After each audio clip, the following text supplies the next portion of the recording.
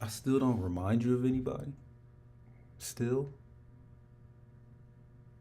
so I don't remind you of nobody. I don't remind you. All right, that's all good. This is Alex Will 64 again, and if you watch the previous video of Character Line Thesis, the part one, you'll know why I asked you that question. So you gotta watch the first one to know why. We'll get into all that again.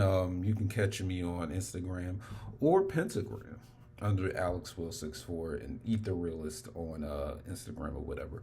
But since you're here, I want you to stay on my channel. Do subscribe so you can get the notifications when I start putting out this, hyperactive shit that I'm doing right now. You know what I'm saying? It's real hyper. We going into new degrees. You know what I'm saying? Because I said this before. If I don't see nobody out here talking about a particular, you know, subject that really needs to be spoken on, then that's my reason for coming out here, or you know what I'm saying, making these videos for you to see. If someone already said it and they already done it, already worn it out, you know what I'm saying, the first person saying it and the motherfucking cheerleader niggas, the dick riders that already said it, then why come out here and say it again? We don't need you to say it, you know what I'm saying? So we're trying to progress things here. We are progressing, ain't no try.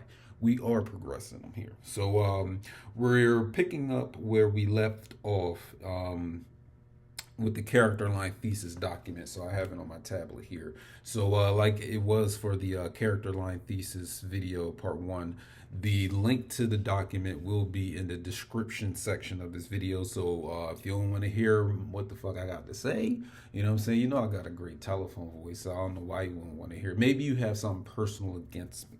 You know what I'm saying? Because I don't know why a lot of reasons why people show dislike towards me. Maybe I don't know myself that well to know, but you know what I'm saying? But I got a good telephone voice. Why you don't want to hear my voice? Like, what's going on? You know what I'm saying? I ain't ugly, so why you have a personal problem? Why is the problem personal? Why? I ain't do nothing to you. Fuck you. I ain't do nothing to you. But anyway, man, if you don't want to hear just go through these videos, they be like 2 hours. You can always download the document from the description section, and the link will be in the description section. Also, you'll need a working email, so I need to confirm your access, and then you'll be able to download it. But we're picking off where we left off in the character line thesis. So we left off talking about each character line has a degree system that signifies a range of how spiritually aware or advanced an individual, a force, intelligence, or fictional character belonging to a particular character line is, which also displays a range of behaviors, experiences, and circumstances that may or may not partake in, depending on their degree. So, what do I mean by this whole thing about degree? Well, let me just go over what the thesis, character line thesis, just a refresher. So, my thesis is as follows. Each individual, including oneself, that you have a relationship or a significant interaction with, actual or fictional, is part of one of several pre established character categories, or what we're calling lines, woven into a living narrative that your life conforms to, whether you are aware of this narrative or not. Not only is this narrative predictable and able to completely be mapped out, depending on how thorough your explanation or exploration into it is, but, you know what I'm saying? It also has other elements vital to it that correlate with narrative structure elements such as event templates, motifs, settings, situations, scenarios, behaviors, and the inevitability of cycling, repetition, recurring patterns, all contained within a pre-written deterministic flow. So when we're talking about degree, so in my last video or earlier in this document, we're talking about how you can, like for example, everybody you meet is going to be in a character line. So I'm in a character line, you're in a character line. Your brother, sister, poppy, mommy, your uncle, everybody is in a character line. You know what I'm saying? I've yet to come across someone who isn't, or characters that aren't. You know what I'm saying? Even if you're an author and you're writing a story, you, to use the, you know what I'm saying, the psychological term, subconsciously, these authors are either subconsciously putting these character lines into their story, or they knowingly do it. And we're going to get to that when we get to the whole thing about Hollywood and TV shows and all that. But degree meaning, what is your degree of spiritual understanding? You know what I'm saying? Like, to what degree do you know what's really going on? So, for example, if I'm bringing to you this whole thing about character line thesis and realizing that every single being is in, or at least on the human side, they're in a character line. Um, so that's showing you that I at least have some sort of high degree of what's going on. Like I have a gnosis of the narrative. Because one of the recurring questions here is, do you know the narrative? You know what I'm saying? Do you know the truth? Do you know the narrative? Because if you don't know the narrative, I can't consider you conscious, woke, occult, because you don't know what's going on. And it shows in your behavior that you don't know what's going on. You don't realize like how and why things are happening the way that they do. You don't know the narrative. You don't have the gnosis of that. So to what degree do you, and to what degree don't you have the awareness of the narrative? So within a line of people that you know, like let's say you meet six people in your life that are part of the same character line, meaning that they go through the same experiences, they may have similar names, you know what I'm saying, may even have the same name. They look alike, they act alike, they have the same personality structure, and they have this generally the same feelings towards you as everybody else in that line. So within those five people, or with those 5 or 6 people, let's say 5 or 6, there's going to be at least one person there's going to be one person in that line that has a higher degree of spirituality and gnosis and awareness than the rest of them in that line. And then there's going to be the person that is completely ignorant of what's going on. Like they have no spiritual understanding. They don't know nothing. They don't get into meditation. They don't know about scented candles. Well, yes, they do, because they would have them in their house. Well, they don't know about incense, and they just don't have like the whole spiritual knowledge. You know what I'm saying? They may know about the secrets of attraction with the Oprah book club and shit. But and then the rest of the characters in that line, or rest of the people in that line that you know or interact with, they're somewhere in between the extremes. You know what I'm saying? The person in that line that has the highest degree of spiritual awareness, and the person that doesn't, or has the lowest awareness. So there's a degree system going on with that. So what I'm saying here when I'm talking about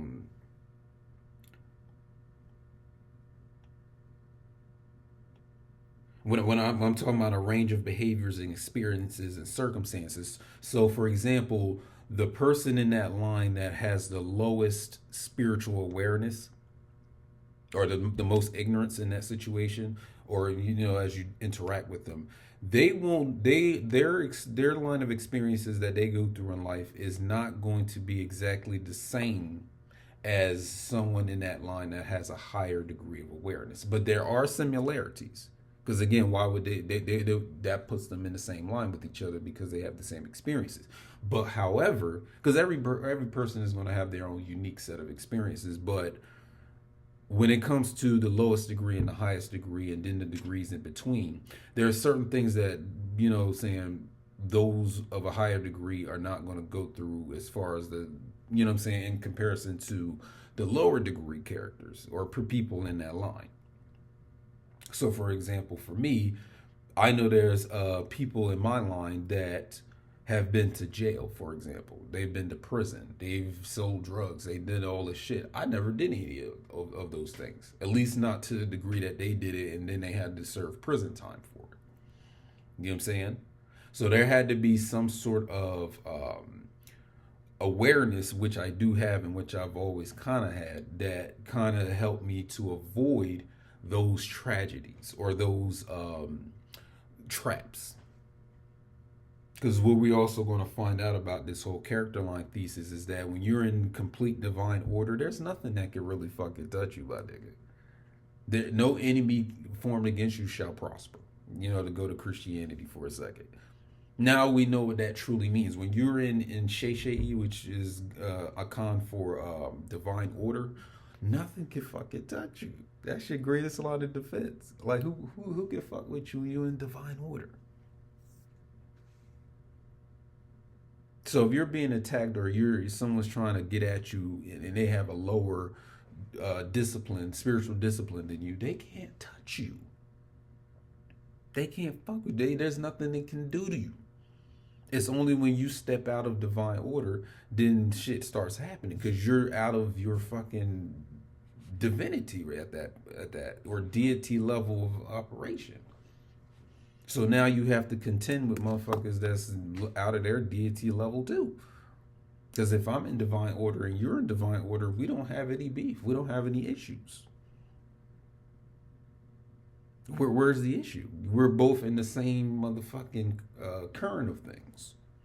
So there's no clashing between us. You know what I'm saying? It's only when you deal with someone who has, you know what I'm saying, a higher degree of spiritual awareness than someone who doesn't. You know what I'm saying? But getting back to my main point, I hope I'm not being confusing because it sounds confusing coming out my mouth. Maybe I'm not being clear with it.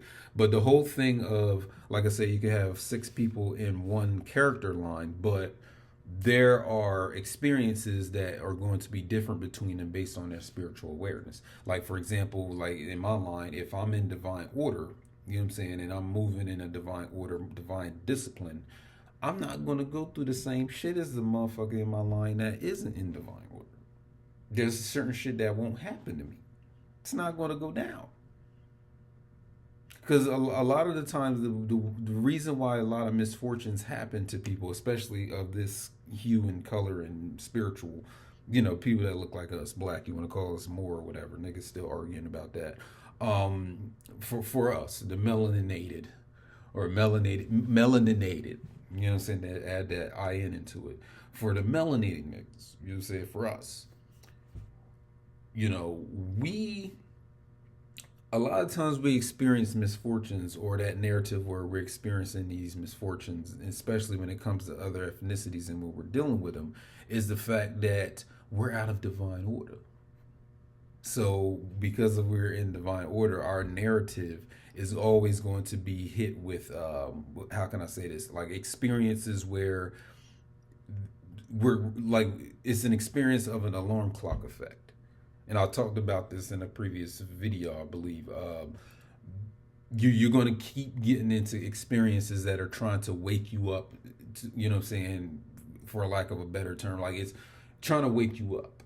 So, for example, you get into car accidents or you, you know, something tragic happens to you. It's to wake you the fuck up, ultimately. And if you survive the experience, then that's a signal or sign that you were supposed to wake up from that experience. And if you don't wake up from it, then another fucking tragedy is going to fucking happen to you. Because it's an alarm clock effect. And to briefly explain the alarm clock effect again, it's where these, you know what I'm saying, where because you didn't wake up at the alarm at the time you're supposed to, we got to keep doing more extreme methods to get you to wake up. So, okay, you didn't wake up with the alarm. You didn't wake up the second time the alarm went off. So now we got the water in your face. That didn't wake you up. So now we got to put a big ass subwoofer or speaker next to your ear and play some fucking loud ass music to get you up. Oh, you still don't want to get up? We got to set your bed on fire. Oh, you still ain't want to get up? So we got to blow a gun right next to your ear. Anything to get you to the awareness of who you truly are and your true awareness of things, to get you to gnosis. So these traumatic experiences or tragic effects or tragic experiences, that's the purpose they ultimately serve. You know what I'm saying? Now, if you get murked by you in these experiences, then that's the end of your fucking narrative as far as your current incarnation is concerned. But if you're surviving these tragic experiences, these tragic occurrences, they're supposed to be waking you the fuck up. I mean, countless people done turned over a new spiritual leaf after discovering they done got a terminal illness, like they got cancer. So that, what does that do? That leads them on a journey to the ayahuasca lands or somewhere spiritual, because otherwise they wouldn't have done it. So it was kind of like a wake-up call, like that, learning to have cancer or learning they have this disease or learning that They're not getting the same, you know what I'm saying? They got fired from a high paying job, or they got disgraced in, you know what I'm saying, their public reputation. This is what the spirit realm is doing to you so that you can become aware of them. So it's almost like an ego killing experience, you know what I'm saying? Because you wouldn't have come to the spirituality in any other way, or the whole thing of knowing about the occult and spirituality and all these things, because there was nothing to really lead you to it. So if these tragic or misfortunes never happened to you, you would still go on being, you know, the ignorant human that you have been. So again, these experiences have to happen so that you can be woken up. You know what I mean? You have these awakenings. So for, like I said, going back to my main point here is that since I'm aware of the narrative, there's certain shit that just isn't going to happen to me. It's not. There's no need for it to happen to me. There's no need for me to be woken up by those experiences. So there's no reason for me to have like a terminal illness. There's no reason for me to be sick. There's no reason for any of that. You know what I'm saying? And this is really the ultimate way to live a life of fortune. You know what I'm saying? To be in divine order. And fortune not being, you know what I'm saying, defined by money and possessions. I'm talking about where you're not being affected by the same things that normal humans are affected by. You know what I'm saying? So again, so other people, other men in my line or other dudes in my line, I can see how they getting fucked up by all types of events. And I sidestepped all that now just because of the fact that I'm in that spiritual discipline. It's almost like you can call it a protection right now. It's like that shit isn't going to happen to me. The moment it happens to me is the moment I was being undisciplined. Like I stepped out of the order that I'm, you know what I'm saying, I'm, you know, my native order of things. And that's how I think that's what happened to a lot of, you know, as far as like a group of like, you know, say you want to call us Black, African American, whatever you want to call us. What I'm suspecting is that we stepped out of a divine order, and because of that, this shit is happening to us. Not all of us. Again, it ain't happening to me, but as far as us as a group, you know what I'm saying?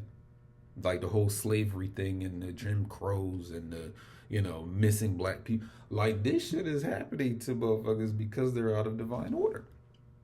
You're living life as a human, and because of that, you are now weakened and have no divine protection against these things that are happening to you. You know what I'm saying? I don't care how occult you is, like, or spiritual you think you are. There's shit that proves how fucking spiritual and occult you are. You can't just sit here and thinketh that you are spiritual and you're occult and you have all the fucking sense and the knowledge. No, nigga, let's have solid proof to say how aware you are or how aware you're not. Are you aware of the narrative, or do you know the truth?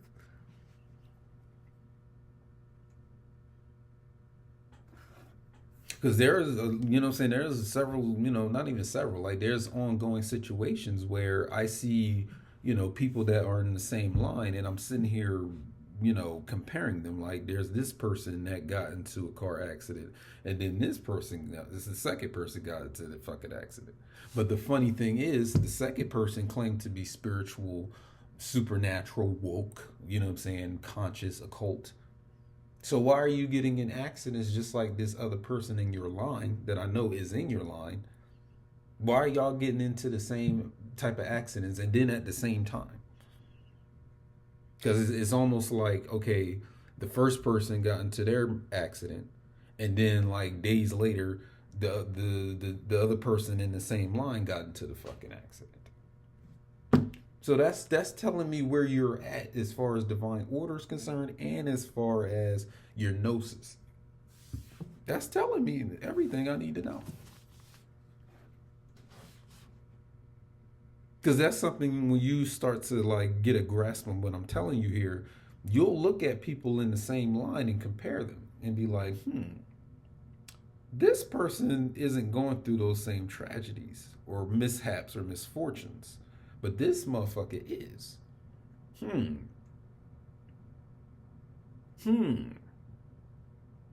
So this is how, again, this is how I'm gauging you niggas. This is how I'm gauging this is how I gauge myself. You know what I'm saying? Because this is what we're doing here. Correction. I'm correcting myself by doing this discipline. And again, going back to my video, discipline as a superpower, this is what this shit is about. You niggas is not corrected on a spiritual level, and it shows. Your narrative is still a human narrative where you still sit here and suffer from the same human ailments. How are you any different from a motherfucker that knows nothing about this spiritual Gnosticism shit at all? How are you any different? You're not. And it shows. There's no fucking discipline about you. But moving on, let me go to my next point because I think I put too much emphasis on that.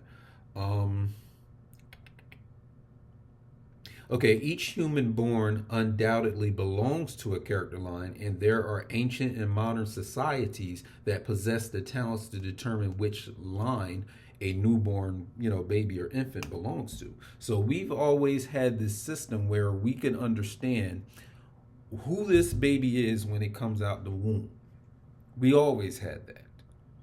And we're going beyond just the regular astrology of things. Like, we always had those shamans or those priests that could determine who this motherfucker is coming out the womb. Is he going to be, a doctor? Is he going to be a chef? Is he going to be a farmer? You know what I'm saying? Is he going to be a warrior? A shaman like, the priests that are determining what he is? What is this boy going to be when he grows? They already knew. They already had techniques in the psych to know who this baby is going to be. Is he going to be a murderer? You know what I'm saying? Is he going to be like, a little fruity? Like, be among the women and learn the ways of the women? Like, what is this nigga going to be when he grow up? They already knew who this baby was. So now today we don't really have that system here, in America's like that. I mean, we have astrology. And then we still have priests around here that could make that determination. Like, they use their intuition, or they use their divinatory practices, like, the cowrie shells, or, using some sort of Ifa system or something like that. We still have it. There's traces of it.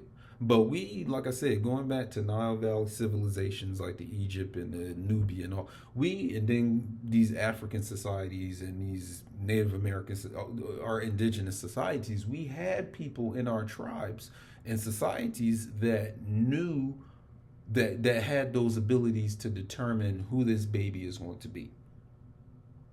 So this goes into my character line thesis, as they knew what character you were supposed to be. So we kind of lost that being over here in the Americas in a physical sense. You know what I'm saying? We kind of lost that art. We're gaining it back, though. You know what I'm saying? We're gaining it back. But that was the art we had. Like, okay, this girl coming out the womb, is she going to be one of those bikinis? You know what I'm saying? Is she going to be a sexual person? And her whole thing is going to be sex? Like, is she going to be a smut or slut or whatever? We knew this. With her coming straight out of her mother's womb, we already knew. So this is, if you go back to the whole Nile Valley civilization thing, where they had temples that were dedicated to certain deities. So you had a temple for Haru, you had a temple for Anpu, you had a temple for Aset, you had a temple for Nekabet, and so on and so forth. So knowing who you were or coming out the womb, you would go to the temple and be specialized in the temple that you came here to do. So, for example, if you were a Haru child, you would be going to the Haru temple to learn how to be Haru. Because Haru represents an entire character line. So does Sekhmet. So does Aset. So does, Wadjet and all the other ones. These are character archetypes. They're you know what I'm saying? You already know this. Like, they are what you call archetypal forces, and you came here out of your mother's womb to be and embody one of those forces. So it even ties into the whole thing of the Ori. Like if you go into the Orishas and all that, where you go to a priest and they determine what your Ori is, like what deity or what Orisha kind of rules over you or is specialized with you. So like let's say if your Ori is Oshun or your Ori is Ogun or whatever, there was priests and there were priestesses and shamans that already knew that at your birth.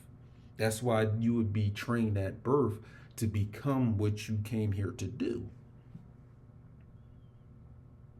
And then it would be shown through the behaviors that you exhibit even as a little baby. Little baby. Even as you went through your toddler years, your adolescent, your teen years, you would display features and things would happen to you based on the character line that you're in. And like I said before, there's no one here in this earth dimension, at least, that, you know what I'm saying, you don't belong to a character line. You do.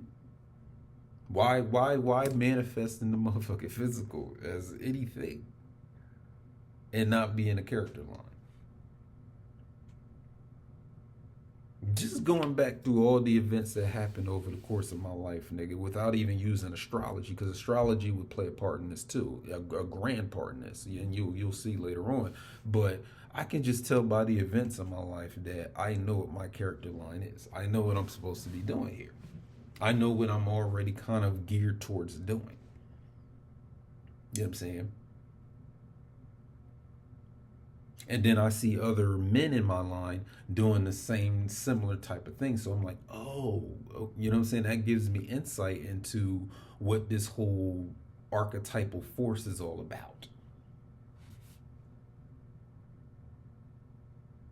So, and this also is in, like, to an extent, you can also find this type of thing when you go to like colleges, like, you know what I'm saying, the fraternities, like the you know what I'm saying, and especially for us, you know, the Black Greek letter organizations, they have like a trace of what I'm talking about in their whole setup.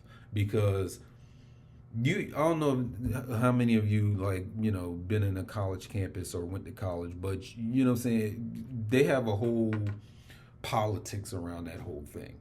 But what I'm saying is, you can tell which fucking frat or sorority a niggas should be in based on their behavior, based on their personality, based on the things that they've done. You know what I'm saying? You can tell that this nigga should be an alpha rather than a beta or zeta or whatever the fuck they are. You know what I'm saying? And then for women, you can tell she should be in delta sorority instead of AKA, because she's more like a delta. So this is a layover or a leftover from our ancient practice of, you know, this baby coming here in this form to do this type of work or to do this type of thing. So why would you have a Haru child going to the temple of Isis and be trained in that? Doesn't make sense. I mean, it makes sense to the extent that you want to learn all the, you know, the shit that, or learn all the schools, you know what I'm saying, all the temples and learn them all. But you would be specialized in those temple in your character line. So we know this is a Haru child. We know this is a Set child. We know this is a Osiris child. We know who this child is. That's your character line.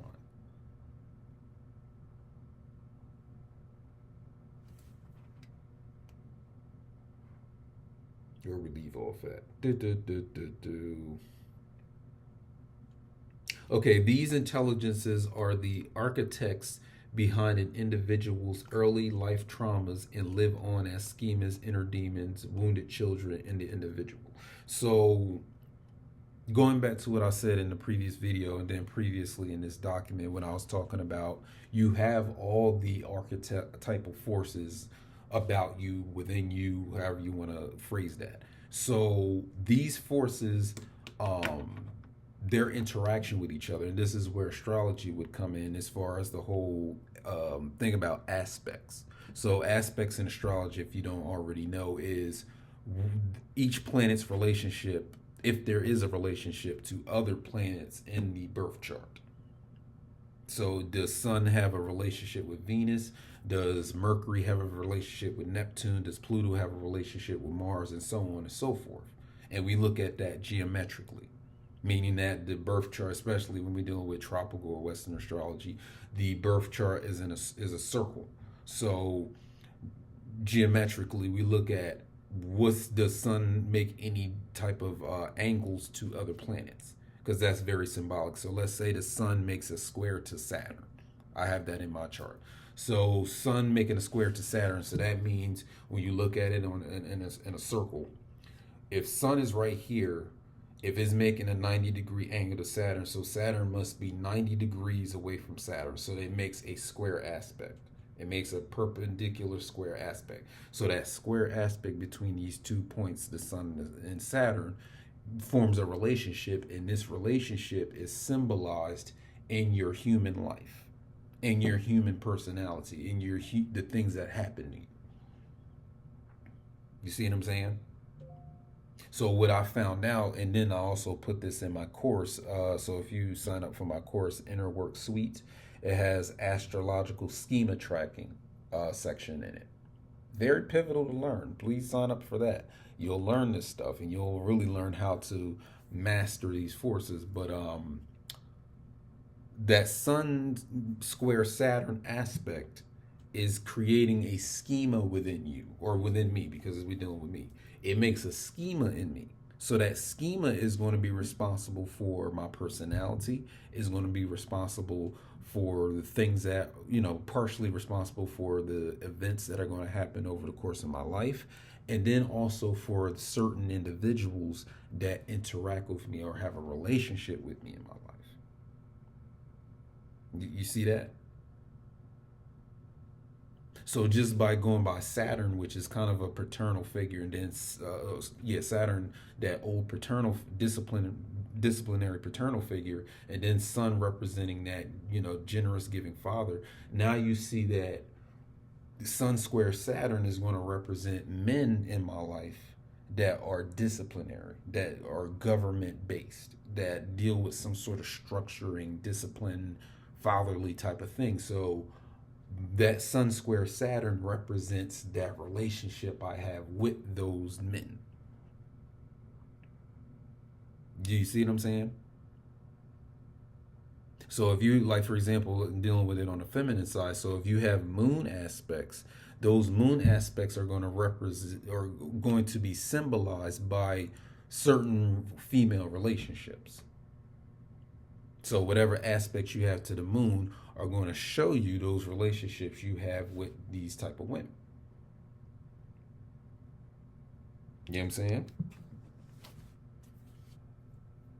And again, knowing that, if you deal with my emotional baggage claim course in the Inner Work Suite, when we talk about schemas they have all these type of names for it. So a schema is also what we call an inner demon, or a wounded child, or pain body. These engines within you that determine your behavior, your personality, again, the things that happen to you, these forces are behind that. It's almost as if you're a clock, and the gears of that clock are these different schemas and different archetypal forces. So the way your clock, the way you do everything, is these forces are the mechanics behind it. So the reason that you ever experience any fucking trauma that you ever experienced throughout your life is because of these forces, because of these intelligences. So when we look at your birth chart, that's really what we're looking at. We're looking at how these forces are going to behave in your life.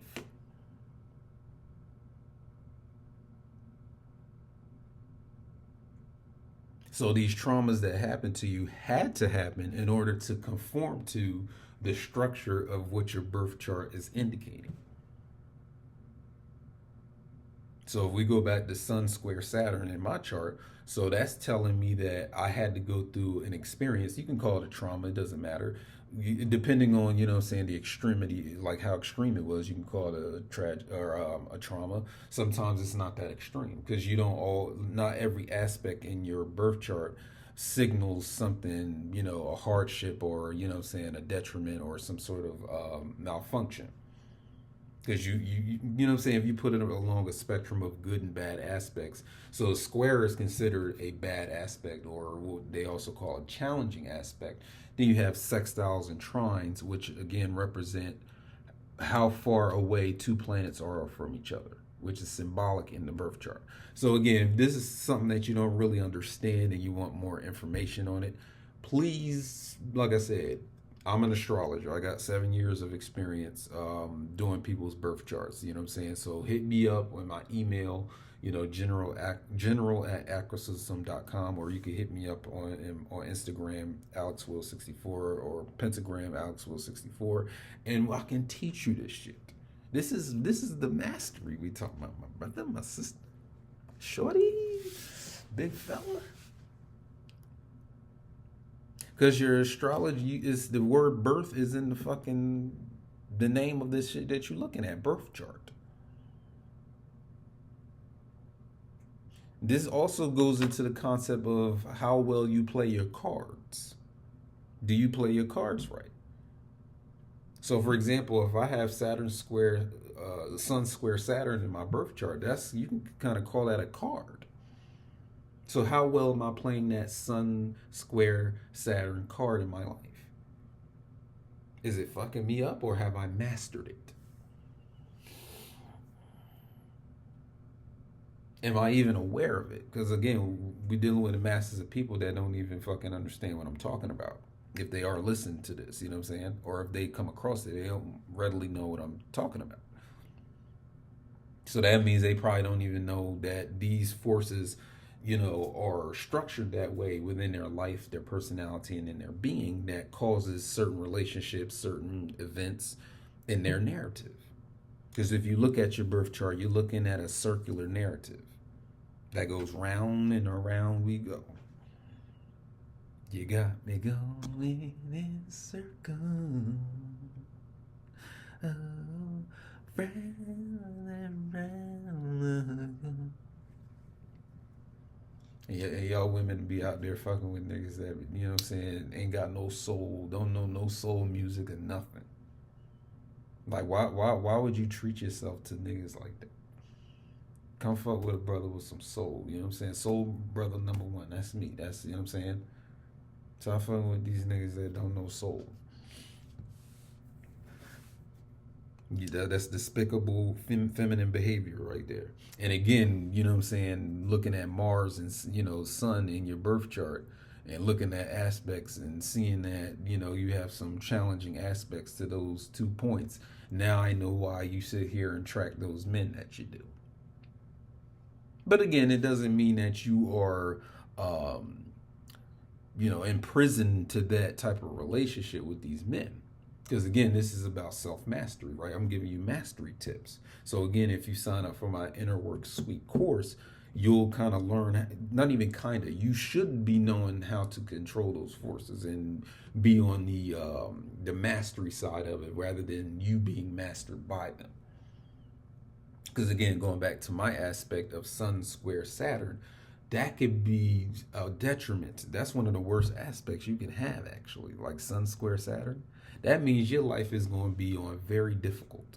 If this whole shit is a video game simulation, Sun square Saturn is like having a game, because you can change the level of difficulty of a game, like especially like you playing like Mortal Kombat. Like you can make the game very easy, normal, medium, hard, extra hard. Sun square Saturn is extra hard. That means you're going to get your ass beat. Have I got my ass beat, physically and figuratively? I mean, it's probably one of the reasons that it leads me to this whole discipline thing, and that's one of the reasons why I'm talking about it now. But again, in that aspect, there's a blessing in that, because it's one of the reasons why, like I said, I never made it to jail. Because I got my fucking prison sentence when I was younger, like getting grounded, like getting on punishment a lot, getting my ass beat. That was my jail. I already did jail time, figuratively.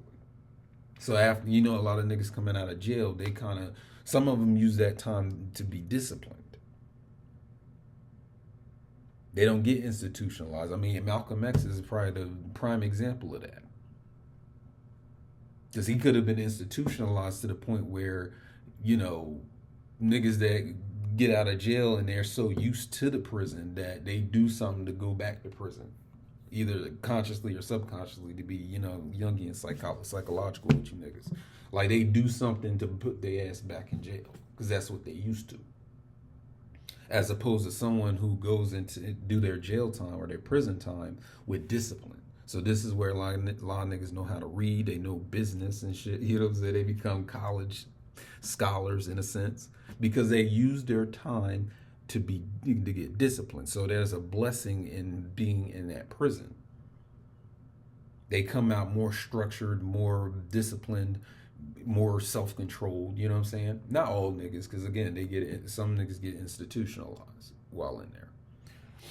But getting to my next point. And again, your early childhood traumas had to happen because they're conforming to your narrative. So to make you a certain way according to your narrative, this initial experience had to happen. No matter how fucking nasty or how fucking detriment you may feel it is, it had to happen. Because then later in life, if you do get this gnosis and you do get this self-knowledge, you have to then revisit that experience that, you know what I'm saying, initiated this component of your life, which again is symbolized by the aspects in your birth chart.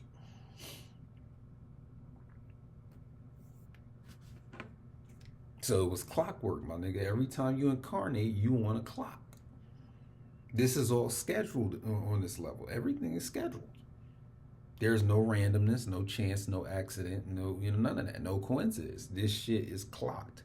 You are scheduled to do this. You're scheduled for this. Do you know the schedule? Do you know the narrative? Do you know the truth? Get off my porch, bitch. But anyway, so your inner demons, your scheming, your wounded children, this shit is supposed to be there. But again, will you be mastered by it or will you master it? That's the question. That's your free will. Because we're talking about determinism and free will in the last video about the character line thesis. Your free will is, are you going to let these engines, these schemas control you, or are you going to have the reins? You know what I'm saying? Are you going to be the one in control? Are you going to be the master? So lacking the knowledge and control or influence over one's indwelling forces result in the fate of the individual, since some of these forces benefit from the ignorance of the individual to whom they belong. And I'm making this note here also in this document that I make the distinction between the words fate and destiny. With fate meaning the prewritten endpoint of a sleeping individual's life that has been steered by manipulation from his or her indwelling forces, while destiny means the spiritual or divine arrival of an individual when he or she has control or influence over those said forces. So going back to the whole thing of divine order, because you might be, you know what I'm saying, high chance that you may be divinely disordered, you will be led to your fate, which is your human fucking endpoint. Your destiny leads you to your fucking, you know what I'm saying, your self-deification and, you know, those apotheosis and all those things where you become quote unquote God or whatever you want to call it. So there's two lanes you can take with this. This is where you have the free will to choose if you're going to go to your human fate or your divine destiny. Which one do you want? And that's going to be determined by how divinely ordered you choose to be.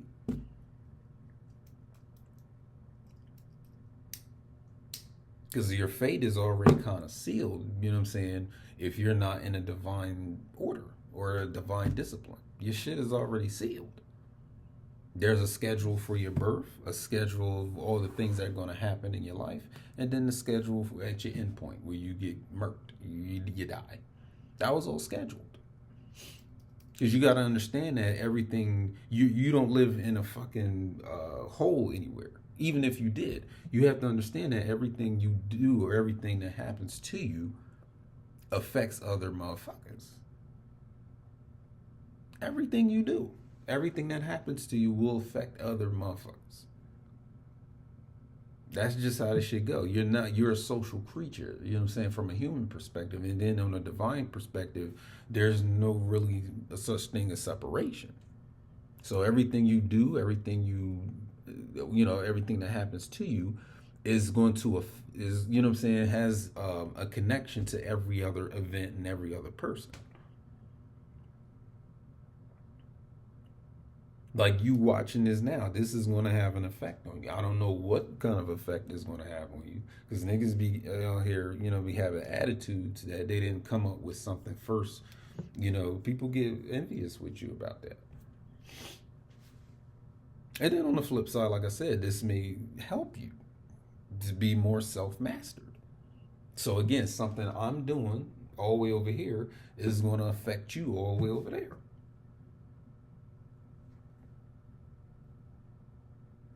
So the whole point of this shit is to kind of, where you can get help. You get helped where you save yourself from your fate. Because I can't save you from your fate. You know what I'm saying? Only you can do that. I can't save you from your fucking fate. All I could do is, like anybody else, I can just provide you, the knowledge to the degree that we have it and display it here for all of you to watch and to learn from it. Because it's really your decision whether you're going to be in divine order or not, whether you're going to follow your human narrative or, start over and do your own narrative and control it. Because until you control your narrative, the narrative is being controlled for you. Because you're in a character line and there's going to be things that are going to happen to you and things that you're going to do, whether you know that you're doing it or not.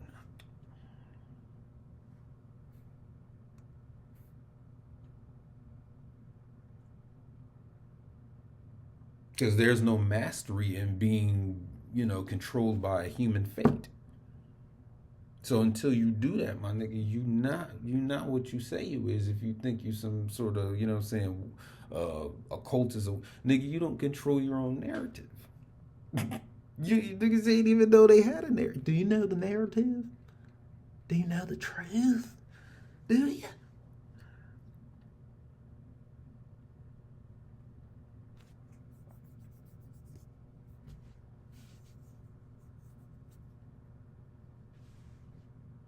Because I want you to consider this. Like, I want you to be aware of this.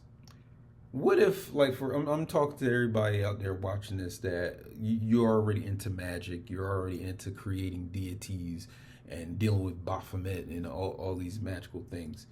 What if the story about you was already pre-written for you to deal with all that? So you think you're doing like a magic trick on somebody, or you're doing some sort of, ritual to bring in more money. What if that's already part of your fucking narrative that you was going to do that? And then you thinking you doing magic when really the narrative was going to dictate that you was going to do this and then this was going to happen already. So you was already going to get that fucking money, probably regardless if you did the ritual or not. So where's the magic in that? You was already going to get the shit. You just wasn't aware that you was going to get it. You didn't change your narrative. That's what the way, okay. Let me give you another example. If the earth is supposed to go the way that it's supposed to go, right? And everybody in it is going to do they're on their character line. They're supposed to do all this shit, whether they know that they are doing it or not.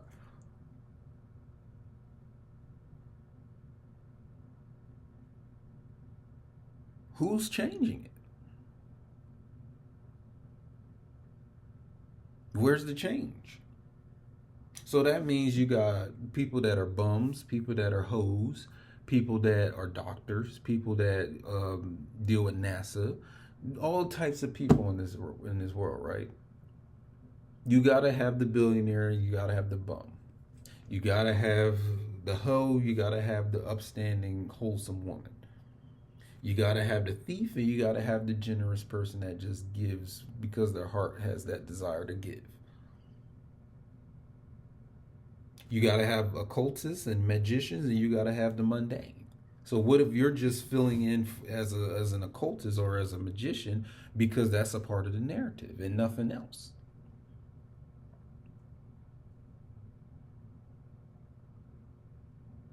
So that means this magic you think you're doing is really, you ain't really doing anything. That's just the way your character line goes. That's what you're supposed to be doing because of the human that you are.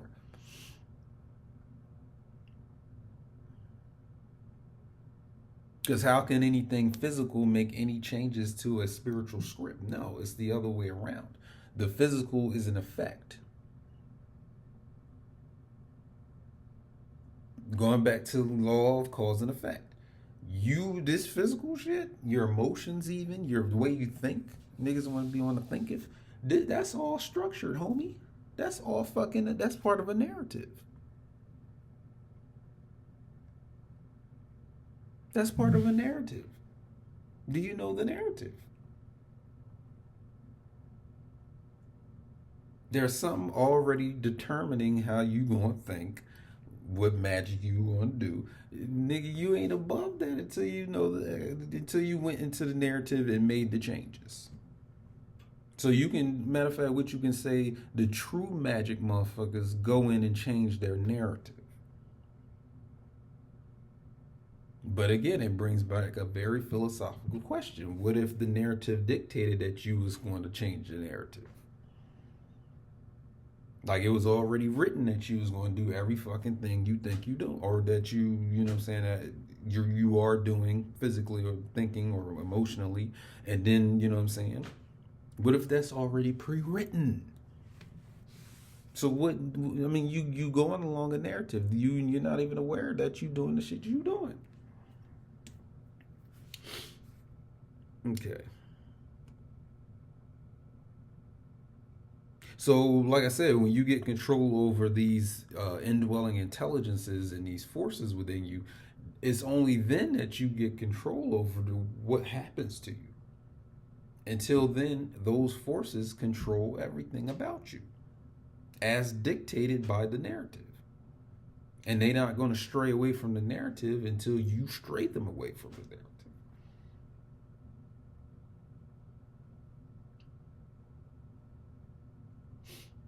So again, you think you're doing magic when the force or deity that you sitting here doing that's a part of the narrative. You were supposed to do that. That was already determined that you was going to do it based on, and then just looking at previous experiences in your life, that was going to lead you to go do that. Just look at all the traumas and schemas that were kind of formed in your earlier part of your life. Because you should know that the first 7 years of your life is the moon phase of your life. So knowing about the moon, this is where all your impressions that are going to basically be repeated throughout the rest of your life, they're formed in the first 7 years. That's your moon phase. So once that's stamped and molded to what it is, it then hardens, and that's what the fuck you are for the rest of your life. It was already kind of cemented in those first 7 years. So of course, if you was live, you had occultists in your life in the first 7 years, or you know what I'm saying, you was introduced to that shit, you have people in your family doing it around you, of course you was going to be doing it in the later years of your life, nigga. It was already kind of pre-established.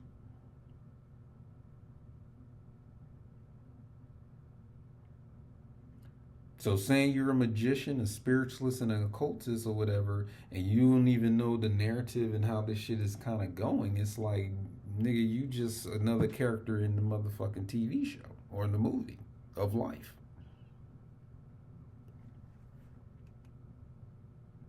Okay.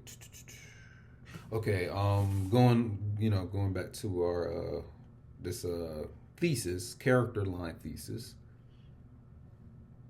The living narrative is analogous to the concept of the way or Tao or Tao in Eastern philosophies, as well as the scripts of movies, shows, books, comics, and every other form of presentation where a narrative takes place. So the whole thing about, the way, Tao, Taoism, that shit is the narrative. So when they tell you to go with the flow, nigga, they tell you to go along with the narrative.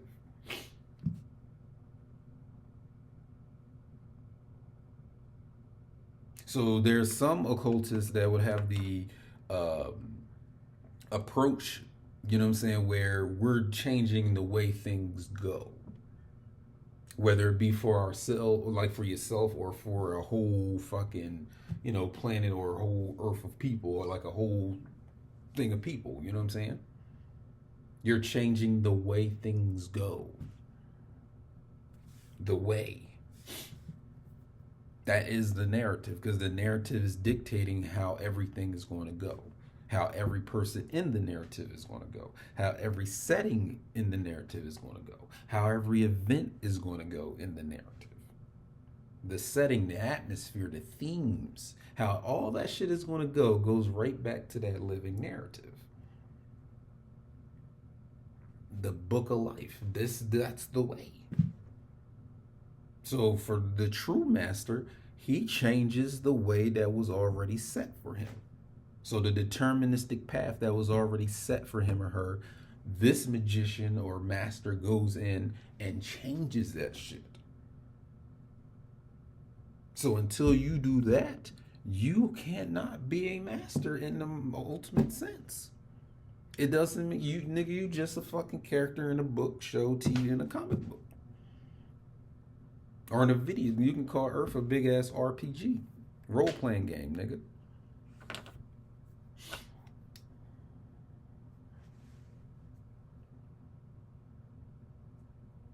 I remember making a YouTube video like a few years ago called Game Sharking Reality, like knowing the cheat codes of reality and shit. So this kind of goes back into what I'm saying. Like, the cheat code, when you play in a video game, it kind of allows you to do shit that, you wouldn't be able to do, you didn't have the cheat code. It changes the narrative of the story. So let's say in regular video game, like, it takes about 3 or 4 shots to kill, an enemy in the video game. So you put in a cheat code that says 1 shot, 1 kill. So now you change the narrative of the game. So now I can just shoot the enemy in the hand and that nigga die. Just by shooting him in the hand, because you changed the narrative of the fucking video game. Matter of fact, you can play, because I got this from GoldenEye 007. Because me and my brothers and cousins, we used to play that shit a whole lot back in like the early 90s, late 2000s. Yeah, the early 90s. We used to really play that GoldenEye 007 on Nintendo 64. And so like we went into some magazines, went on the internet and found out some cheat codes that you can put into the game. And we changed the narrative of the fucking game. So now the game goes the way we decided it to go, rather than the game dictating how things are going to go. That's controlling the narrative, or symbolically. Something called plot armor, for example. There's this term called plot armor where, the only reason something happens in a movie or TV show, it doesn't make sense that it happens that way, but it happens that way because that's the way the fucking author wrote it that way. So when you see like a character that should have been dead already in a movie, but they survived all this shit, is because they have plot armor, meaning that their character was written to survive all of these things that should have killed a normal motherfucker. You know what I'm saying? They got plot armor. The story favored them for them to live. That's plot armor. Matter of fact, this is I talked about this before too. If you watch the movie Deadpool 2, Part 2, Deadpool 2, with the Zazie Beetz or Zazie Beetz in the movie, the black chick that looked like she half white, half black, and she plays Domino in the movie. And her superpower, because Deadpool is trying to create a team of superheroes to, save the day, but one of the people on his team is Domino. And her power is that she's extremely lucky, meaning that there's no bad things or misfortunes to happen to her. So no matter what dangerous situation she's in, she always survives it because she's extremely lucky. That's her superpower. And then there was a discussion in the movie with her and Deadpool and the other dude, where they was talking about luck isn't not a superpower. That was Deadpool. He didn't think that being extremely lucky is like a superhuman power or a superpower, but it is. Or we ain't even got to call it superhuman or superpower. It's just that Zaza Beetz' character has plot armor, meaning that in this narrative, she never goes through any motherfucking disasters, mishaps, or misfortunes. The narrative or the creator of the narrative favors her so much that nothing bad will ever or nothing disastrous will ever happen to her. That's power. Now, what if you can go into your narrative and do the same thing? Where no disasters happen to you, where no misfortunes happen to you, where motherfuckers can't defeat you because of the story dictating they don't defeat you, rather than you being more powerful than them. No, nigga, you have the narrative where they can't fuck with you. That's just the way the story goes. So there's no characters or settings or props in a story that are greater or more powerful than the narrative dictating them.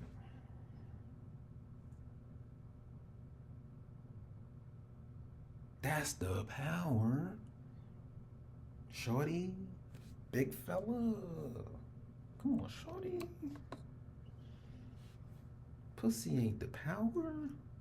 Dick ain't the power. Money ain't even the power. Emotional manipulation is not the power. You have to control the narrative. That's the power. You got to control the narrative to have the true power. So, like, for example, you write a whole story where you have a main character and the main character get to kill anybody he wants to kill. And there's no backlash from it. Like, there's no consequences for him. That's the way you wrote the story. And then, like I said, that can be translated over to a movie or, like a comic book or a book or whatever. And then that's the way the story goes. That's power. Because now you can see the metaphysics of that. So again, going back to the living narrative or, the way, the tap. What if that shit favors you where none of this bullshit ever happens to you? And what I'm telling you is that when you get into that insheshei, that divine order, that's basically what you're moving towards.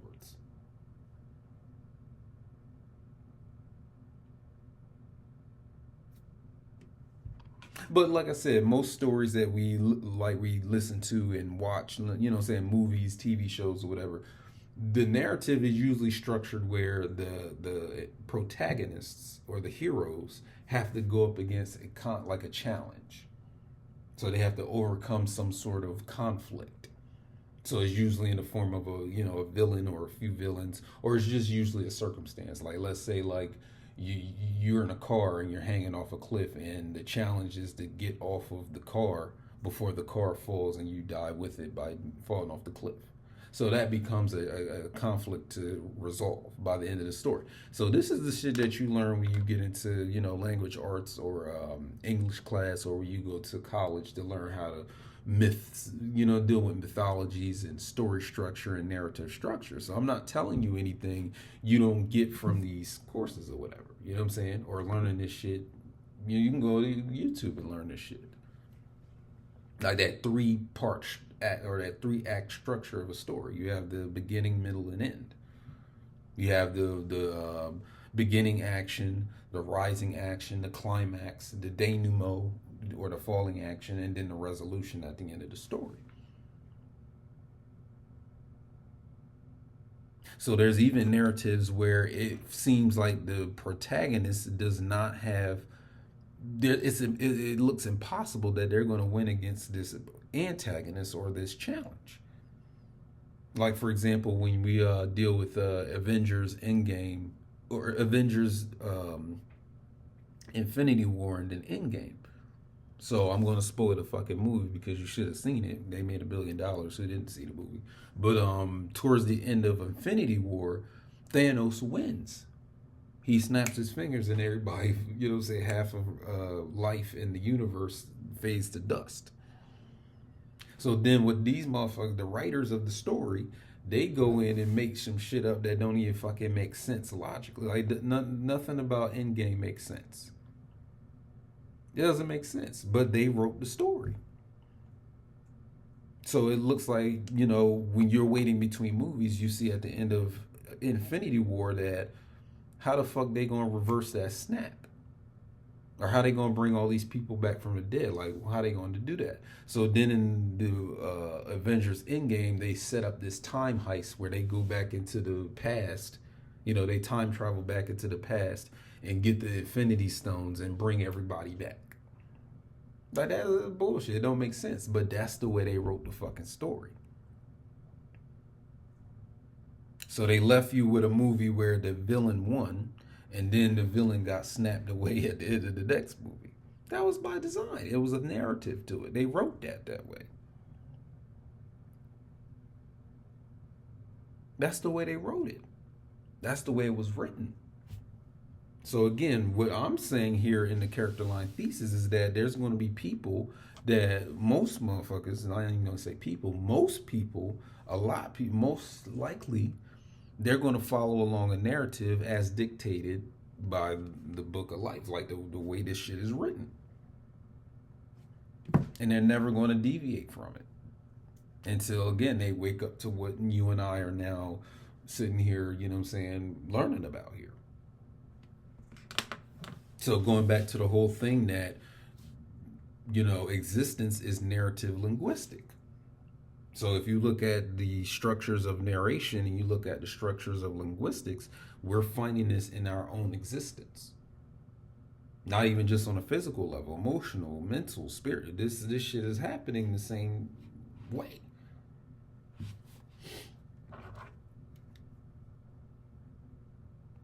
So then I have here, corporate media secretly takes advantage of this knowledge of character lines to frame the discourses of the forces of the largely ignorant masses for the corporation's own gain or benefit. Yet this can be just a reflection on a more depthical level of how out of control these forces are with the individual. And then this corporate media framing, aka controlling or perpetuating the narrative, manipulates the masses on a political, psychological, microscopic, and spiritual levels. So now we're getting into going back to this movie of Endgame, Avengers and Endgame, or Infinity War and Endgame. What are they really trying to do with these stories? What's the point of putting them out? Because on the surface, it just looks like they're just adapting what's, you know, in the Marvel comics that have already been out for years, you know what I'm saying? Decades even. So why does Hollywood now have this desire to go into that material and make movies about it? Because what you're doing when you do this is you're taking something that's for a niche audience, these nerd niggas, right?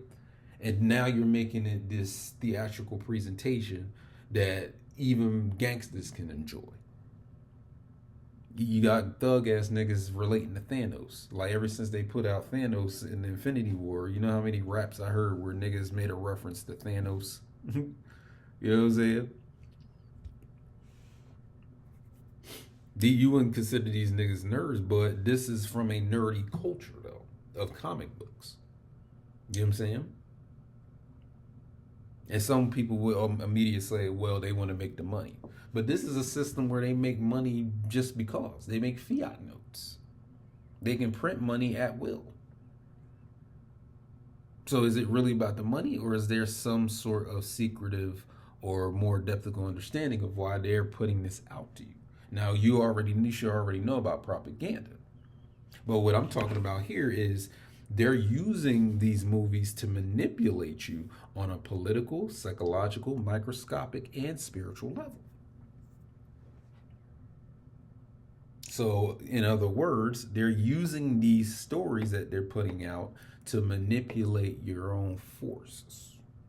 They're controlling the narrative with these movies, TV shows, comic books, or whatever. Because again, we're talking about masses and masses of people they're not aware of the narrative, right? So you're dealing with an elite who do know what the fucking narrative is. They know what the fuck this shit is going. They know this shit. We're talking about a whole industry of people that are magicians, you know what I'm saying? Whatever type of magic they practice, whatever type of shit, rituals they do. You already know this. This is not conspiracy. They know this shit. They're aware of it. This is why they hire psychiatrists, or not psychiatrists, psychologists to see how we can further control and manipulate masses amounts of people. How do we do that? How can we sway them to do this and that and get them to go along with this narrative we're creating? See, this is why they kept trying to put this movie on you, this Avengers Endgame. This is why they put this shit out like months after it went out of theaters, and then they brought it back immediately, like 3 or 4 months later. Because they're trying to fucking proselytize you. They're trying to manipulate. They're trying to sway. They're trying to gain your fucking energy to manifest something. So if you look at the narrative, and I'm telling you that there's all these character lines, and these character lines correspond with archetypal forces within you. So if they control what happens to these characters, do they control what happens to your forces in you, the corresponding forces? So if they're doing something with character line 3, does that then carry over to your character line 3 within you?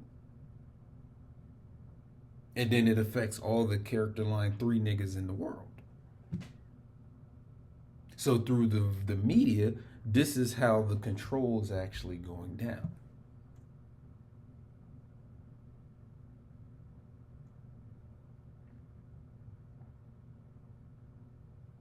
So are you understanding like how they manipulate motherfuckers? You know what I'm saying? So this shit wouldn't work on a motherfucker that obviously understands what we're understanding now.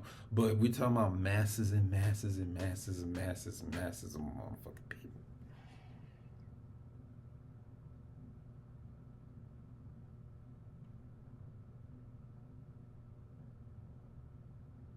This is why a lot of narratives today in movies and TV shows aren't making much sense. They used to make a lot more sense back in, the early 2000s and earlier, like the 90s.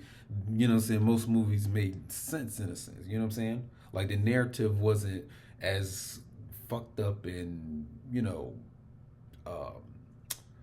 low quality as it is now. No, they know, these motherfuckers know what they're doing in Hollywood. The narrative is being structured so that it manipulates certain forces within you.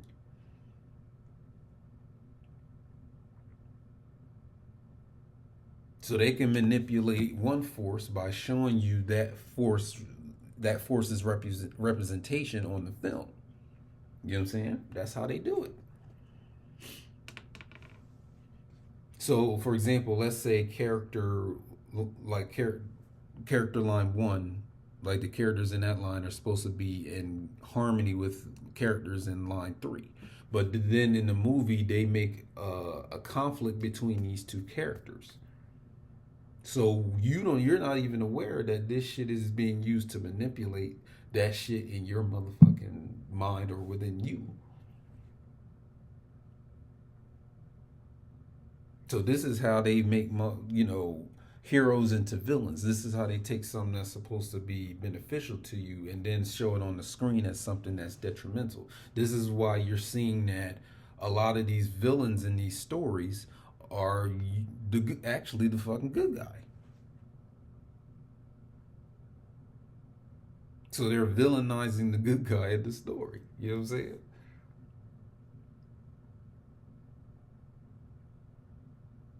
So it's a forced manipulation with these propaganda. That's what this shit is all about. You're dealing with magicians when you do these Hollywood things. I mean, the word Hollywood comes from the whole thing with the stylus and the magic wand and shit. That's where they got the name. And again, it's not even controlling you just on a psychological level, but it's also a microscopic and spiritual level, because you got to understand, on a political, psychological, microscopic, and spiritual level, the narrative is taking place. Your whole fucking body is structured in a narrative linguistic manner. Your cells are, excuse me, goddamn, went down the wrong pipe. That's structured narrative linguistically. So when they say, if you ever watch the news, they sometimes use the term controlling the narrative. Or when someone refers to the news, they'll use that term controlling the narrative. So, for example, if they're using stereotypes about a certain ethnicity, that's them controlling a narrative, saying that, all black people are lazy, or you have mammies, all black women are bed wenches. They're controlling the narrative. That's not what it is in reality, but they're manipulating how the world sees you or how the world views you. That's controlling the narrative. Or how they do with Jews, where, the Jews don't have to, because again, it's a Jewish Hollywood, so they're not going to sit there and put themselves in a situation where, in a movie or a TV show, where they look bad. But every other ethnicity is placed in that situation. You barely see any type of Jewish stereotypes. But you have all these stereotypes for everyone else. That's them controlling the narrative. That's them subtly, in a nuanced way, saying that they are more superior to every other ethnicity and race in the world. They're trying to control the narrative with that.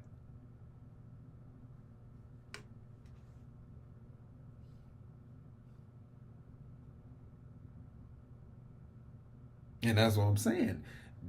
If you know the narrative, the ultimate narrative, where how everything goes, you can really now start to see why everything is the way it is. Again, going back to my first video, I'm really starting to get aware of why I'm dealing with certain people. No matter how detrimental or beneficial the relationship is. Like, for example, even if I cut someone off and I don't want to speak to them ever again, I know why the person is going to keep trying to return to me.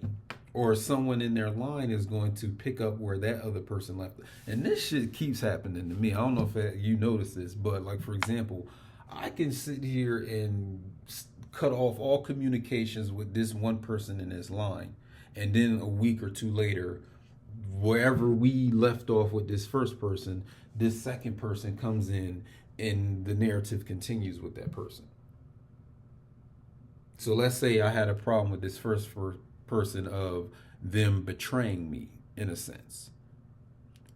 And then I cut them off.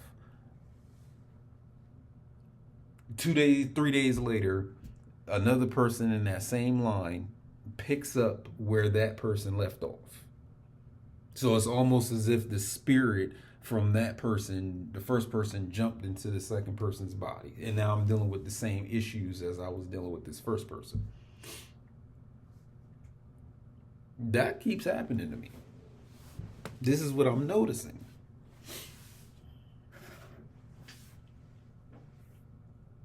So again, are you aware of the narrative? Because the more aware of it that you are, the more you understand why your life and why you are interacting with certain, why things are happening to you. You start to know all this shit now.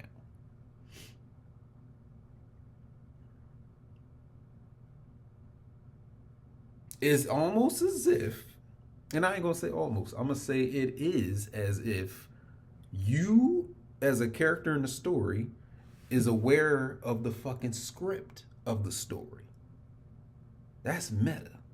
That's a meta. You meta narrative now. You're a character in a story that's aware that you're in a story, and now you're aware of the entire script of the story. Damn. While all the other characters know nothing about this. This is the Joker. I don't know about Deadpool, but definitely the Joker. You know what I'm saying? Because when they write Deadpool, they always make, you know what I'm saying, he always breaks the fourth wall and speaks to the audience. But the Joker is a motherfucker where he knows he knows. That's the secret to the Joker. Now, I think I even have this bulleted somewhere in this. It's towards the end of this Character Line Thesis document. So don't forget to download it in the description section of this video.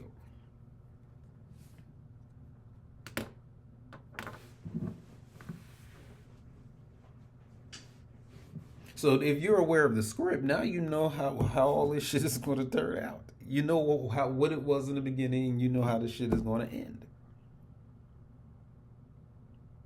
You know the script. Have you ever seen a movie called Groundhog Day? It's the movie with what's his name, Bill Murray, where he keeps living the same day over and over again. So after about 4 times of reliving this day, the nigga starts to understand how everything is going to go in that day. He can anticipate what everyone's going to say, what everyone's going to do. So you even see him taking advantage of that, you know what I'm saying, after about the 5th or 6th day. He starts taking advantage of the fact that he knows how everything is going to turn out in that day. He knows the script now. He had a few goes of this day to know that, you know what I'm saying, I know how this day is going to turn out. So what if, like, going a little bit more depthically into it, what if you, as you incarnating into all these bodies over lifetimes, you already know how your story is going to play out because you already fucking been here before. You already went through this narrative. I don't know if you did it in Kemet. I don't know if you did it in, you know what I'm saying, ancient Greece or ancient Rome. I don't know. But now you know how your fucking human life goes in each of these incarnations. You know that this is who you marry. These are the kids you have. This is the jobs you do. This is your career. You know what I'm saying? This is when you have all these accidents. This is when you go to jail. This is when your mom dies. This is when you get jumped by these niggas over here. You already know the script. You're remembering how this fucking narrative goes.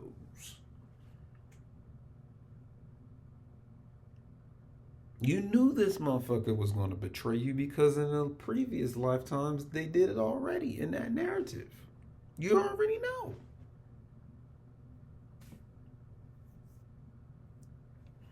You already know when chapter 2 ends of your life and where chapter 3 begins. You already know. So it's not even a sense of, oh, I'm predicting the future, or, you know what I'm saying, I know all things I've done. Nigga, I know the narrative. I ain't even, do I really have to be psychic? You want to call me psychic that I know that this shit is going to happen already? Nigga, I know the story. Even if we go into, you know what I'm saying, what I like to call micro narrative, which is just a short story within your, you know, complete story within within an incarnation of your life. Like, for example, if you go through a phase where I don't know, you work at this job. You worked at this job for, like, I don't know, 5 years. So that's like a whole narrative in and of itself, right? So what if you then go into another job or you go somewhere else in your life and that same narrative of that job is then the same way this new life you're living goes.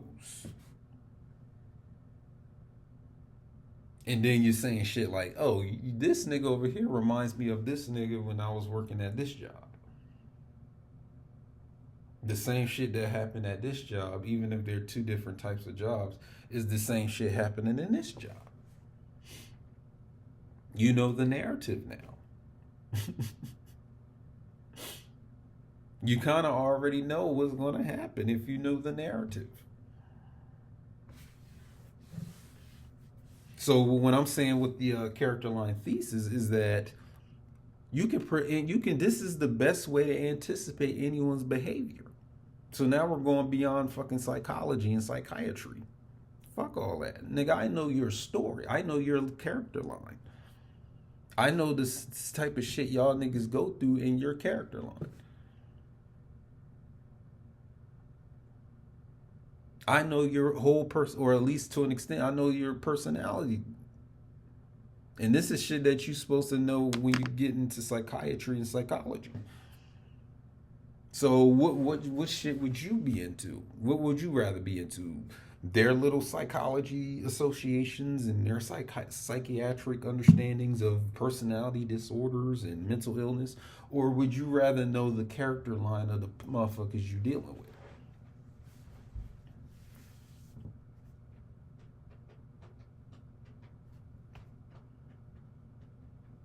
So yeah, that's what I'm saying. What I'm sitting here presenting to you is far superior to the shit that you learn about psychology and psychiatry. I can anticipate a motherfucking I can anticipate these niggas if I know their character line. This is what their character does in this narrative.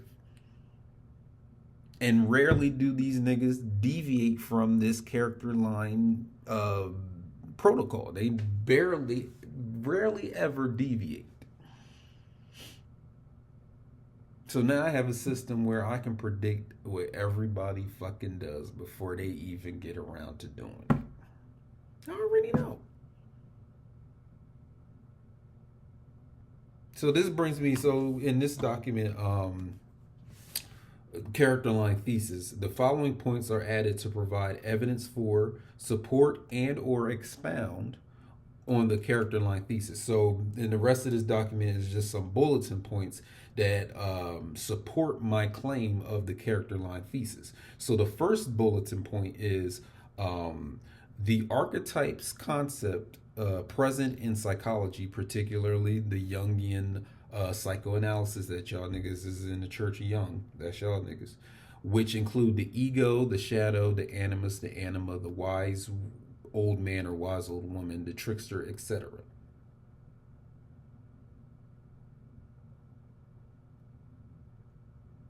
Yeah, so that whole thing. So this is probably something you already know because y'all niggas is in the Church of Jung, right? It is worthwhile to note that Carl Jung was a student of medieval alchemy and astrology and concocted his own terminology set to rename the symbolized forces and forms inherent in alchemy and in astrology. So going back to psychiatry and psychology, this nigga was a prominent motherfucker in this field. So his whole thing was based on alchemy and based on astrology. He just renamed the symbols. He retermed it. The same shit they do in quantum physics and shit. Like these magical phenomena, now they're reterming them with quantum mechanical terms. That's all the nigga did with that. But where the issue arises is that because of his renaming of this shit, it loses its fundamental nuanced meanings. So this is why I made the video 7, You Get Me Closer to God, the video that I made 2 videos ago. That's really trying to bring you niggas back to what mind is and what has been observed by masters of this craft of alchemy. of the initiate, of the adept, of the initiated. You know what I'm saying? So going, you know what I'm saying, dealing with this Jungian psychoanalysis, that's an interpretation. It's not the whole truth. It was one man's interpretation. And then y'all make a religion out of his fucking interpretation. So now you're because of that paradigm, now you're seeing reality and seeing other people through those fucking terms, like using conscious, subconscious, shadow, animus, anima. Nigga, that's not the true names of all. Like, that's not the true approaches to that. That's one man's interpretation. Where's yours? I came up with the character line thesis. We're talking about the narrative. I'm going back to the philosophical concepts of alchemy itself, which this nigga Carl Jung based his shit off of. I see what Jung is saying, but he based this shit off of alchemy. So I'm going to bypass his shit and get to the fucking root of the matter. This is the root work, nigga. This is the root work. Niggas is not really into the root work. You're a branch worker, nigga. You fruit work. Shit that can be seen on the surface based on what these previous motherfuckers in this psychiatry thing provided to you. And the whole thing of you saying that someone has a personality disorder, like they have a narcissistic personality disorder, they have an antisocial personality disorder, they have a borderline personality disorder, they have a histrionic personality disorder, sadistic personality disorder. What you're really talking about is character lines, but you don't know that. Because you're basing your assessment of people based on this motherfucker right here and other you know what I'm saying, uninitiated, non-knowing motherfuckers like that.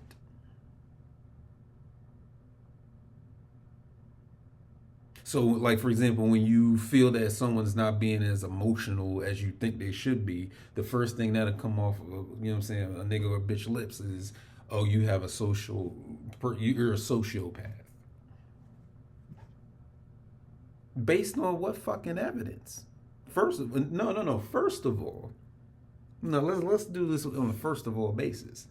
Nigga, you're taking some fucking Caucasoid or pink motherfucker's assessment and you're making it a reality? Really? This is why I'm not in the Church of Jung anymore, because I used to be in the Church of Jung. I used to abide by the shadow and the subconscious. And not to say that what this man's interpretation of things is, you know what I'm saying, totally wrong. That's not what I'm saying. All I'm saying is we're getting to the root of the matter, not to the branches. His shit is branch. We're getting to the root of it. Are you a branch worker? Are you a fruit worker? Or are you a root worker? Which one are you? Or do you deal with the sediment? We can keep going. Like, but then y'all motherfuckers try to make a whole magical system off of this man's interpretation of things. And then think that you're the smartest in the field or you're the most advanced out here. Your shit is surface level based on what it's based on, because it's based on some surface level shit, and it really doesn't get to the root of the matter. And this is what needs to be understood.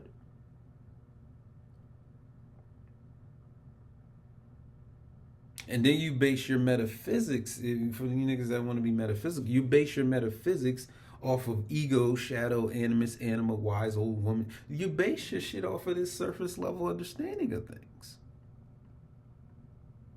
Now, I don't know if Carl Jung and the Sigmund Freuds and all these, I don't know if they were initiates, but they did not show true initiative knowledge with this shit that they were talking about. Now, with Carl Jung, he did talk about individuation. But again, that's an alchemical kind of thing, because he's talking about the reintegration of all these forces back into one thing, the self, right?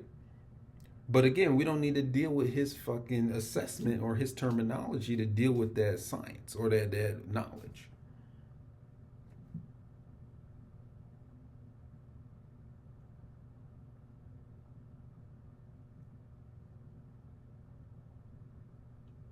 So when he's talking about archetypes, he's talking about forces. When he's talking about archetypes, he's also talking about forms. That's what he's truly talking about.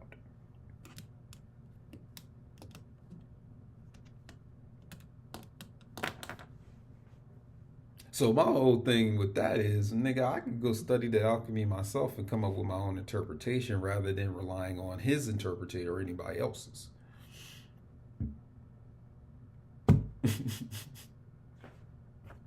So if you're in the Church of Young, I guess you could call me the devil in this sense. You know what I'm saying? To keep, you know what I'm saying, make it, Christian and shit. Y'all niggas is in the Church of Young, and I'm the devil. I'm the adversary and that shit. But anyway, getting to my next point. So this brings me to my next point here that I have on this thesis, is that psychoanalysis described above leads us to astrology, wherein an individual's birth chart is the symbolic container or encapsulation of the characters slash intelligences slash forces in a timed and cyclical format for the individual.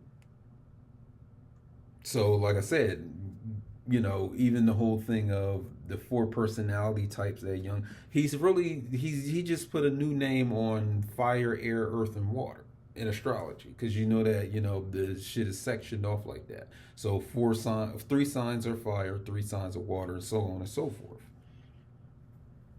And then these forces and forms that we're talking about, they're in your birth chart. So your birth chart is telling us, or telling who's ever interpreting it, that these forces behave this way in your life. These forces form or responsible for your personality, because they conform to a narrative, which is, like I said, responsible for all this shit. And then the whole thing of timed and cyclical format. Again, the whole birth chart is in a circle, so that should have gave you a clue about the nature of time. You know what I'm saying? And then,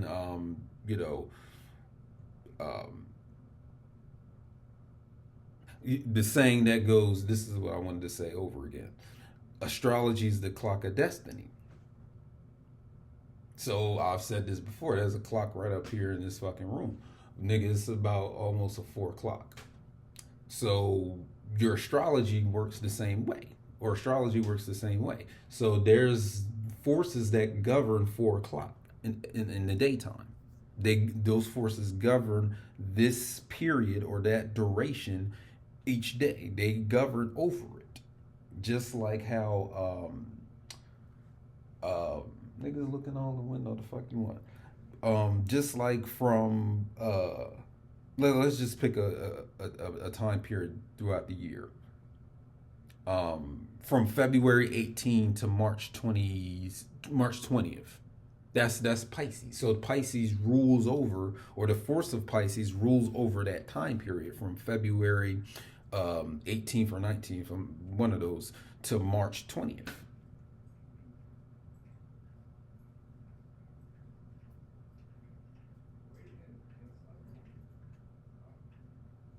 It rules that. I ain't gonna say rule. It governs over that. You know what I'm saying? So just like the hour of the day, there's a force or an intelligence that rules over this hour of the day.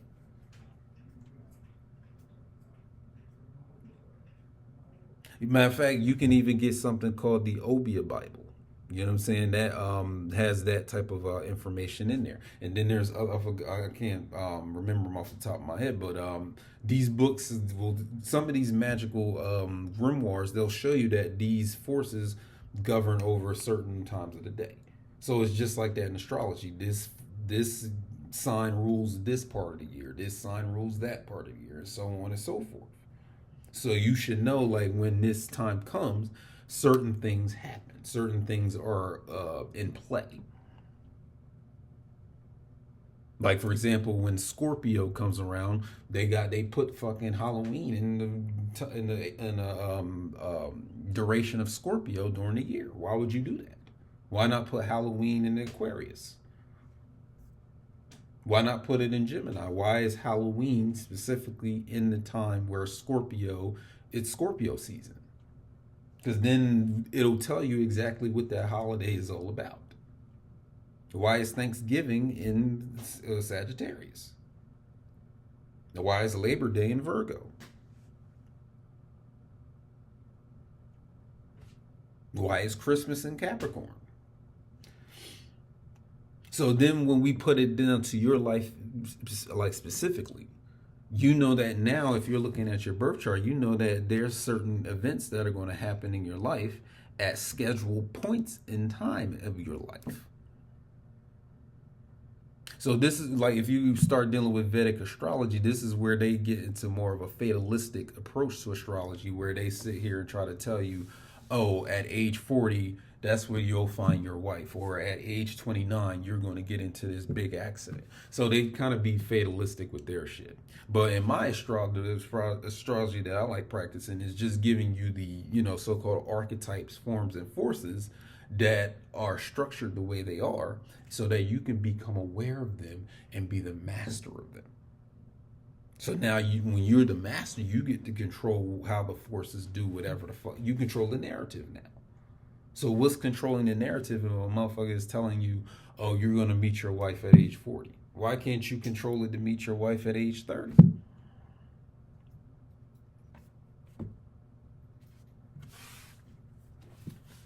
So where did I leave off?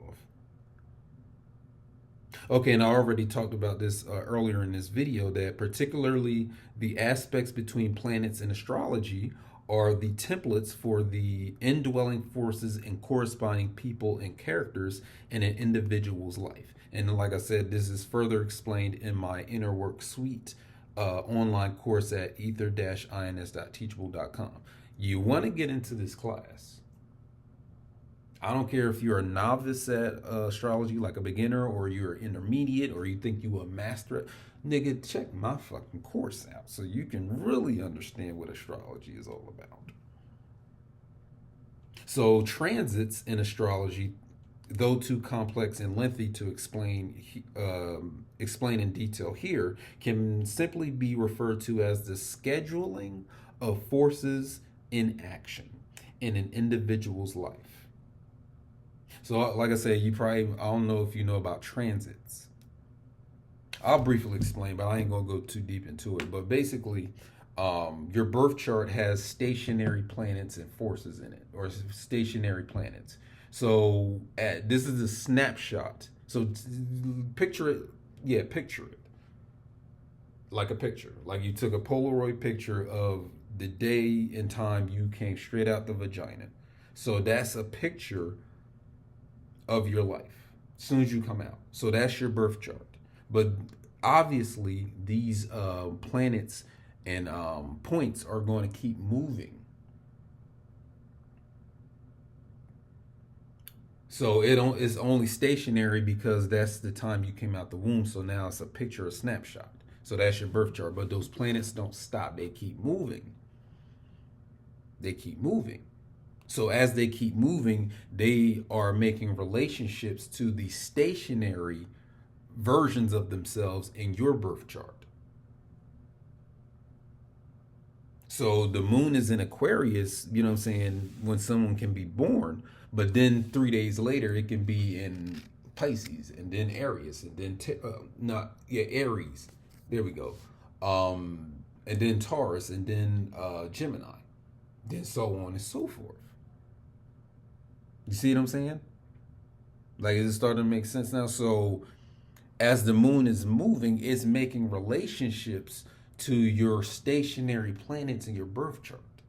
So let's say right now you're 38 years old, or you're 25. So the moon then went around your motherfucking stationary birth chart, you know what I'm saying, many times.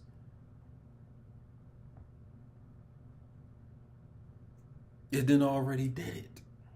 So as it's going around, it's making relationships to your stationary planets. So each time it makes that relationship, something occurs in your life. Something's happening. You get certain feelings, since we're talking about the moon. Especially if we're talking about the moon. So your feelings are not random. They're scheduled. They're scheduled, my nigga. You didn't get this feeling randomly. When you start having feelings of hate or jealousy or rage or happiness, that shit was fucking scheduled. That's not random, nigga. It's not random. You're not just having a feeling. No, nigga, these forces are urging you to have the feeling at scheduled specific times in your life. If you were a true master of self, if you really knew yourself, you would know that you would have that feeling before the fucking shit even happens. You would know that this relationship is about to form or intensify or end based on what we're seeing in your birth chart or in the transit. So it's about scheduling of these cyclical forces in action. That's what we study. That's what we're looking at the astrology for.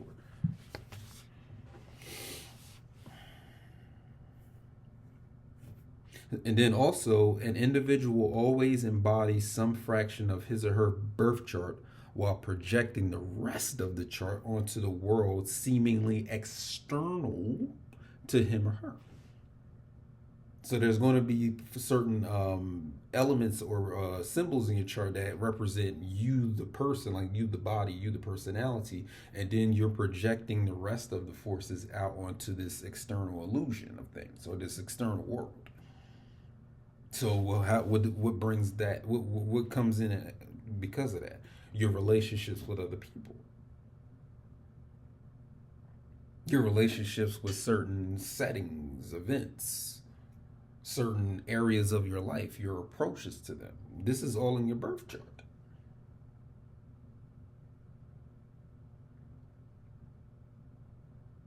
So I can go in your birth chart and see your relationship with a certain character line based on what's in your birth chart.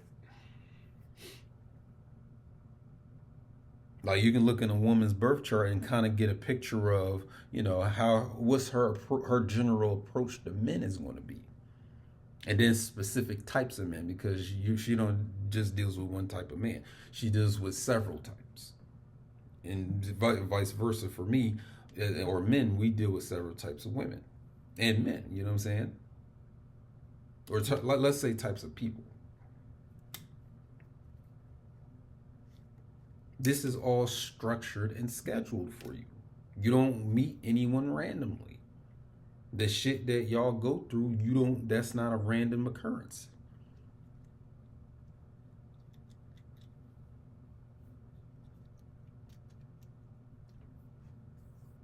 Just yesterday, this is something personal, but just yesterday, I was doing a job. This is a short gig that that I had signed up for. And one of the women had the same name as my mom. The same exact name. And so motherfuckers be like, oh, that's a coincidence. That wasn't no fucking coincidence. To the untrained eye, to the uninitiated, that was a coincidence. To those who know better, to those in the know, the initiated, the adept, they know what the fuck that meant.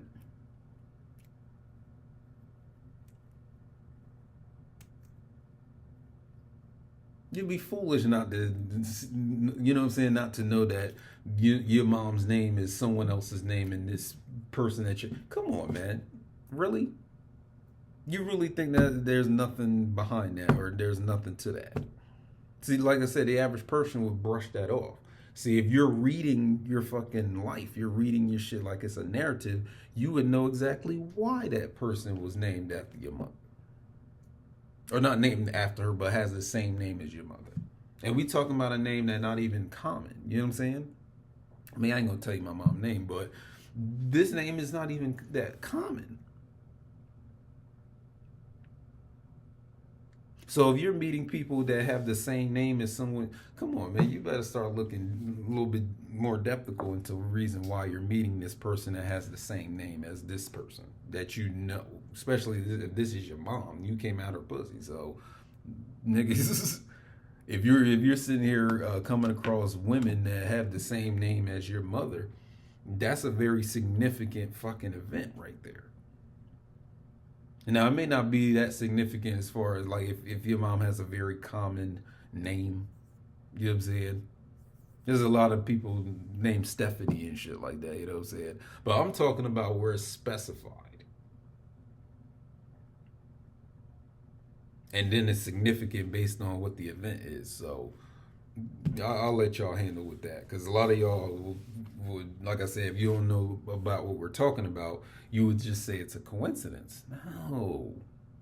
Why at that time? Why in that specific place? It's almost as if it's a scene in a fucking movie. None of that shit is random. It's in the script. Like, it's going to be at the beach. You're going to have these 5 characters. It's going to be in the daytime. It's all specific. It's not random. It's all written in the script. They're going to be talking about this particular thing. This is going to happen. This is the conflict. This is how they're going to resolve it. It's all written in the script already. So all the director and the director for photography or the cinematographer, the cast and crew, the productions, they know what the script is. And so it follows the dictates of the script's narrative. Going back to my narrative approach to metaphysics. Do you know the narrative? Do you know the truth?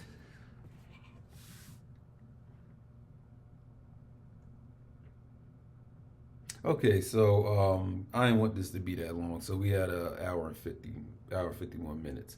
So on part 3, we're going to try to finish all this. So in part 3 of this Character Line Thesis video series, we're going to start getting into narrative linguistics, like getting into the structure of narrative. So we're going to be talking about theme, motif, event, syntax, and metaphor.